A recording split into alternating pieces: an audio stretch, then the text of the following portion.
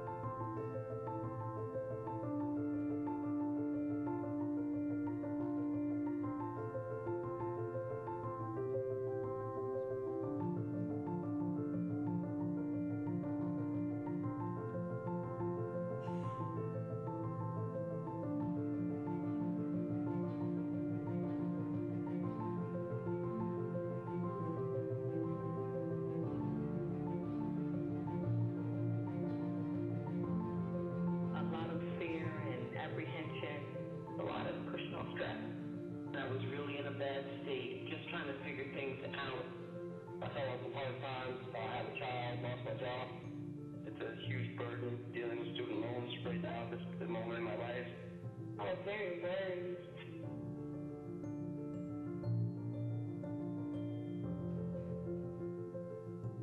When speaking with borrowers, there's fear of just the unknown, not knowing what's there, what's available, and just really being scared to give that call. I was very far behind and I was very overwhelmed. I was really feeling very down and all the bills were piling in. Obviously, this is a very tense and painful situation for me. Right now, financially, I cannot swing things. Going through a difficult time. Overall, I think people dread getting these calls. Hopelessness. When they think that now that they've gotten to this stage in their lives, that what they have for dreams and aspirations is completely out of their reach. They're not able to have that home that they want and start that family, so their entire dreams are completely just shattered.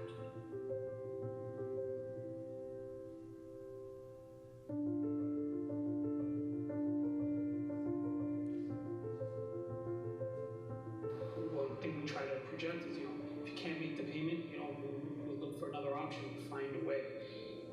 And they're always happy to just hear that, at least somebody might discuss another option other than payment for it. Just like someone took the time to listen, actually, create a roadmap for me that I can take to just help me solve this problem. It just lifted my spirit. Set my mind at ease. Made me feel like what I'm doing is okay and that everybody needs a little help and there's nothing wrong with that. Made me feel much more comfortable about dealing with this issue. A lot of the fear and apprehension and anxiety that I was feeling was alleviated. Relieve a lot of personal stress.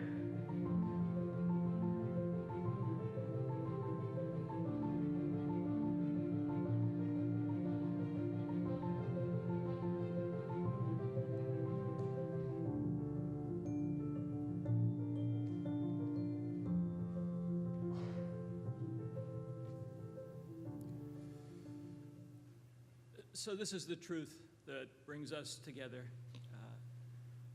So now let's turn to the hard work of the folks here, the hard work of all of you finding solutions. It will take a village, higher education, government, the private sector, and the public to get our higher ed financing system back on track.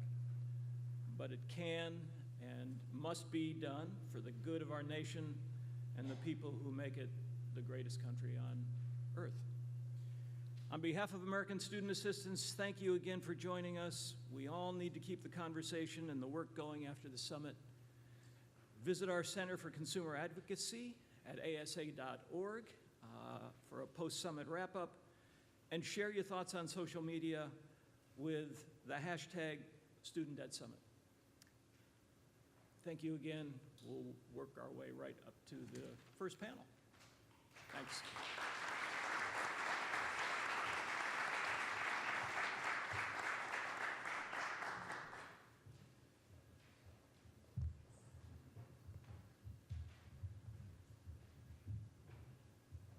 Hello, everyone, and thank you for being here. My name is Tanya Mosley, and I am the Senior Education Reporter for WBUR, the NPR member station here in Boston. We heard the problem, $1.2 trillion affecting 40 million Americans. In this panel today, we will be talking about the growing impact of student debt on unexpected industries. Really breaking down this big number and how it affects folks, and then moving into possible solutions or relief. So I'd like to start by first introducing our wonderful panel. We have with us Jeff Sanzenbacher. He is a research economist at the Center for Retirement Research at Boston College, and he's done extensive research on how student debt affects early career retirement savings. We have Jessica Lautz. She is the Managing Director of Survey and Research and Communications with the National Association of Realtors. And she's done some great studies on how student debt affects the ability to afford a home. And we have Akil Nigam. He is with Fidelity Labs, the research and development unit of Fidelity Investments. And they are piloting a student debt tool now in beta. It's a resource for students, parents, and employers to help borrowers understand their student loan and repayment options. So I want to tell you that this is a discussion. We want to hear from you. We want to hear your questions and really talk about this as a group. So there is Brittany in the audience, and she has little pieces of paper, and if you want to ask a question, just raise your hand. She'll come over to you. If you just want to speak into the microphone with your question, please do that, or if you'd like to just write your question on a piece of paper and I can read it, that's great as well. So we'll start with Jeff. So Jeff has done some extensive research, and his research has looked at 30-year-old workers, and they found that in 2013, 55% of households ages 21 to 29 had an average of $31,000 in student debt. And that outstanding student debt in the U.S. has quintupled since 2004. I'd love, Jeff, if you can talk a little bit about the factors in retirement savings and that you're finding with this particular group. Yeah, I think that if you think about people with student debt, they basically have, two options when they are thinking about, or they have three options basically when they're thinking about what to do in their 20s. They can either cut their consumption, pay off the debt, and save just as much as they would have otherwise. That's what we'd like them to do, I guess, but who knows? That's probably not what they actually do. They can kind of maintain the consumption they would have had without the debt, take on other debt, and kind of save at the same rate they would have otherwise, quote unquote, save, but they've now taken on debt, so are they really saving? Or third, they could, increase their savings actually.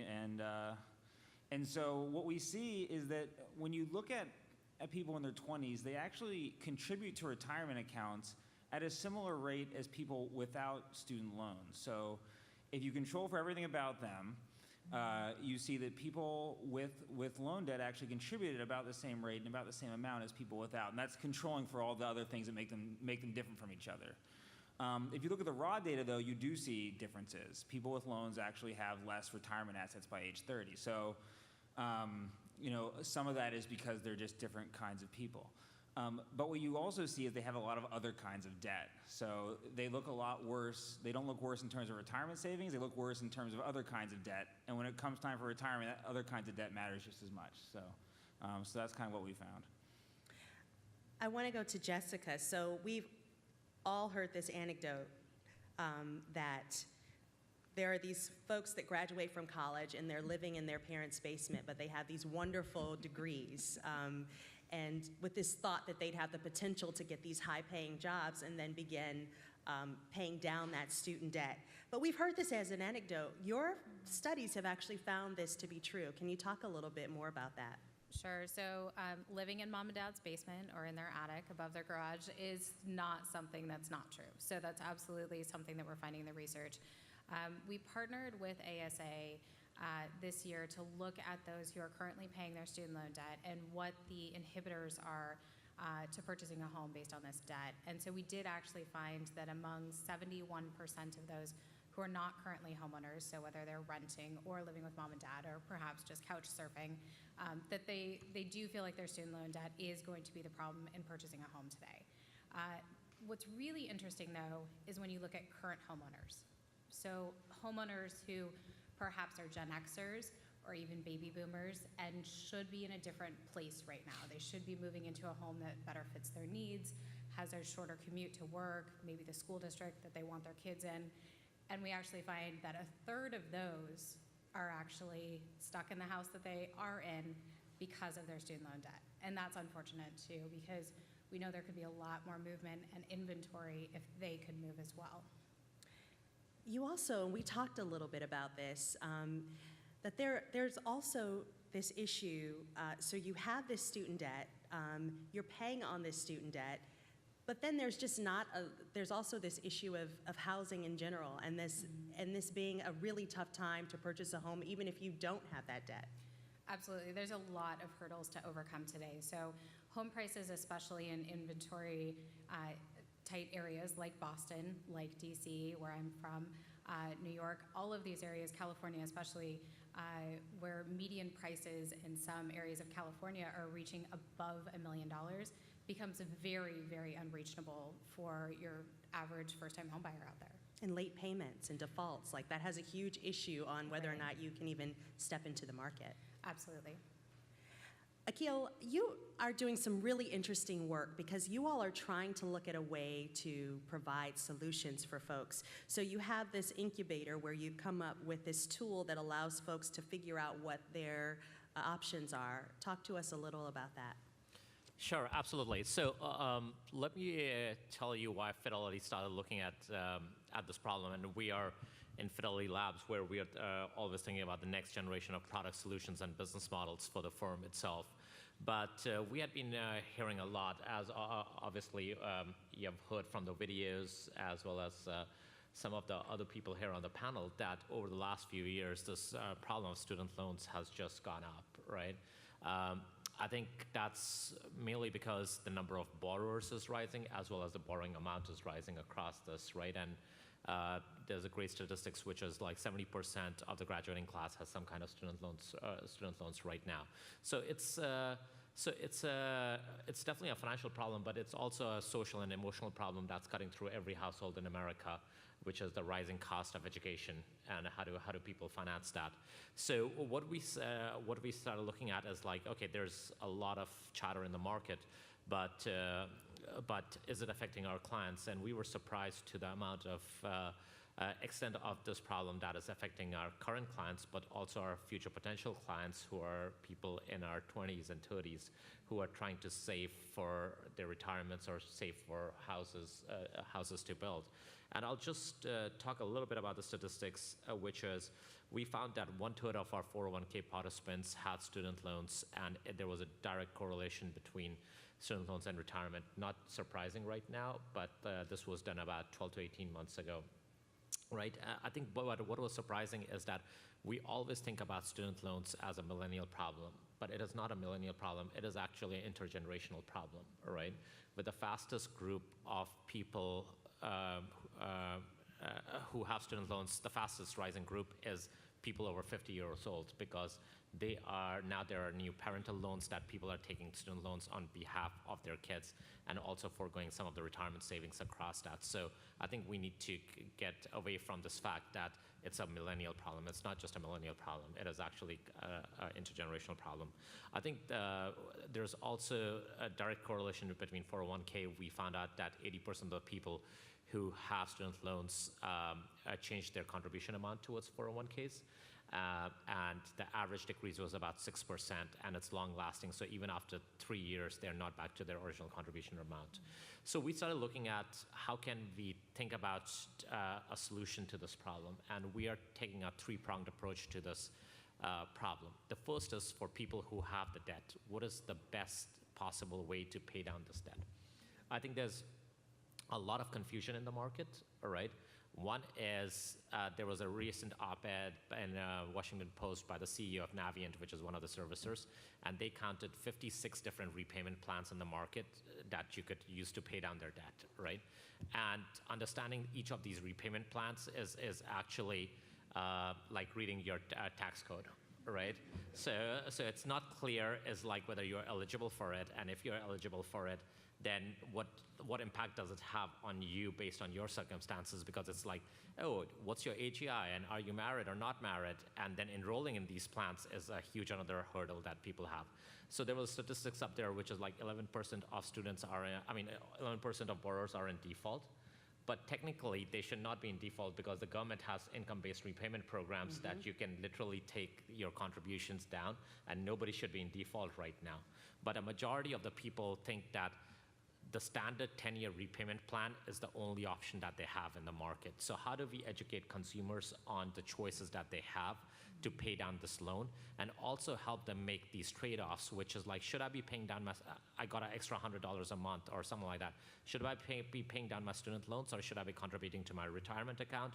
Or more importantly is, should I be saving for my kids' education? Because what we've been hearing a lot is that I want to save for my kids' education over my retirement because I don't want them to go through the same experience that I have, right? So that's the first thing. The second thing that we are also looking at is, that is only once you have the debt. Once the patient is in the emergency room, there's only a certain amount of things that you can do. But what can we do to educate consumers pre-college or pre-college guidance? And we're not saying that going to college is bad, definitely not. We're not saying that taking out a loan or financing those education is bad, definitely not, because it gives access to people who could not afford that college. But the key question is, people are not having these conversations about affordability of colleges, right? When you go to a regular household, people are deciding on college choices based on weather, how far away I'm from home, stadiums, sports teams, a whole sort of different factors. But what they're not actually having is, can I afford this college? So Consumer Reports had a great study which says 56% of students, 56% of student loan borrowers regretted had this regret, which is like, I would have made different choices 4 years ago. Wow, 56%. Right. But you think about this, I guess I just want to interject just a moment. Really, this goes back to like this philosophical idea. When you're talking about students who are heading into college, and this idea as a country, we put so much emphasis on the best colleges, which often, and we're in Boston, for instance. That's right. So many of these really elite colleges are also really expensive. And I mean, and the thing is, it's not a cheap decision, right? Depending on where you go, it could be $100K to a $250,000 decision in your life, right? And people are just not thinking about it that way. And what we found out was that there are two different sets of people, which is like, one set of parents are like, your job is to get into the best college possible, and it's my job to finance it, even if that means taking out my retirement savings, whatever it is, right? And then there are others which are like, hey, we can only contribute this much, and the rest of that is your responsibility.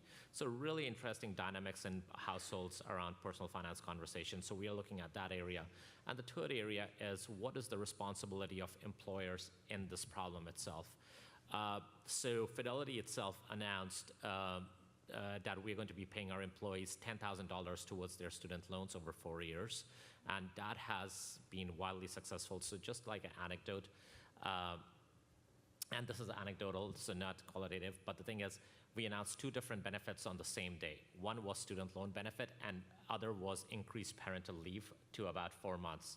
And the student loan benefit totally eclipsed in popularity of the added parental benefit. So you see the consumer pain that is out there, which is that. And a lot more employers are really thinking about what is our role towards the student loan problem, especially as they think about attracting the brightest of the next generation to come and work. So it's not just about attraction, but also retaining that. And the thing is, we were just having this conversation, is a lot of the benefits are still rooted in that era of 10 years ago, all right, which is a different situation, and also a situation where people were working for the same employer 30 years ago. So we are seeing a lot of employers talking about what is the role of benefits in the space across that. And I think that's a really interesting idea to look at. In Jeff's research, he talks about, and you talk about this as well, the underfunding of your retirements and your 401ks. But like, is that really a benefit, the way the structure is, a benefit for folks who are going into traditional jobs where they are saying, here are your benefits, we will match your 401k, and here are some of your other benefits as well? Are there other ways that they could be benefited, like helping to pay down your loans? Jeff, do you have something you would like to say about that? On the benefit side, I mean, I think that, I guess a big part of like why I think we see people in their 20s actually are contributing to retirement accounts is because of the employer match. If you think about the decision, should I pay off a loan faster and not save for retirement, or should I pay off the loan at the minimum rate and save for retirement? I think that free money from the employer probably makes it wise to actually pay the minimum on the loan and save for retirement. And so I think when we see employers matching, I think that probably for good is probably slowing the rate at which they pay back the loan, but increasing the rate at which they save for retirement. So I think there's an interaction between kind of that benefit, that employer match, which basically says if you save in this way by saving for retirement, we'll help you do that. And because not many employers offer the student loan thing yet, if you save in this way by paying off a student loan, we won't give you free money. I think you do see this kind of interaction in those benefits. I think that's kind of one thing I think about. And if employers say, okay, a new benefit is going to be we'll help you pay down your student loans, or maybe we'll match your student loan payments, then I think you'll see that dynamic change a little bit. But. And I know this wasn't part of your study because you all studied 30-year-olds, but you were talking a little bit about other studies that really show then, though, many people stealing from Peter to pay Paul in many ways. Like they're actually, by the time they're 35 and 40, they're actually taking from their 401k to pay off their student debt. Yeah, I mean, if you think about the world that we used to live in, you had a defined benefit plan where you didn't pay for it. I mean, you paid for it somehow, but it was not by you. And so if you got a $50,000 paycheck, that $50,000 was to spend. Now you get a $50,000 paycheck and $5,000 of it goes for your retirement. All of a sudden, something has to give. You've got to consume less than that person was 30 years ago, or you've got to go into debt. And I think what we're starting to see is that people save by going into debt to some extent. And so that's a weird thing to say, but I think that's kind of the world that we are in right now. Jessica, I'd love to talk with you a bit about some of the bright spots you're seeing in all of this. And please, if you all have questions, I want you to just raise your hands or just stand up, because we'd love to hear from you as well. Sure. So one of the bright spots that we have seen is actually new data that we released this week. We've been doing the profile of home buyers and sellers for 35 years. It was the 35th anniversary, released this Monday, which is very exciting for us. And we've actually seen that first-time home buyers have been suppressed for a number of years. It's not a surprise after the recession.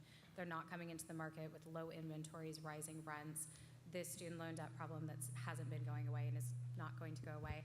I have a ghost here. She follows me around, I guess. So what we have actually seen this week when we released the data is we actually had a rise in first-time home buyers, which is very exciting. It's still below the historical norm of 40% of primary residence buyers, but it went up to 35 from 32. So this is a very good bright spot. The other good bright spot is that single female home buyers are second only to married couples in the market since 1981. They've always been a powerhouse in the market, but we did see them trail off, and we actually saw those rise this year as well to 17%.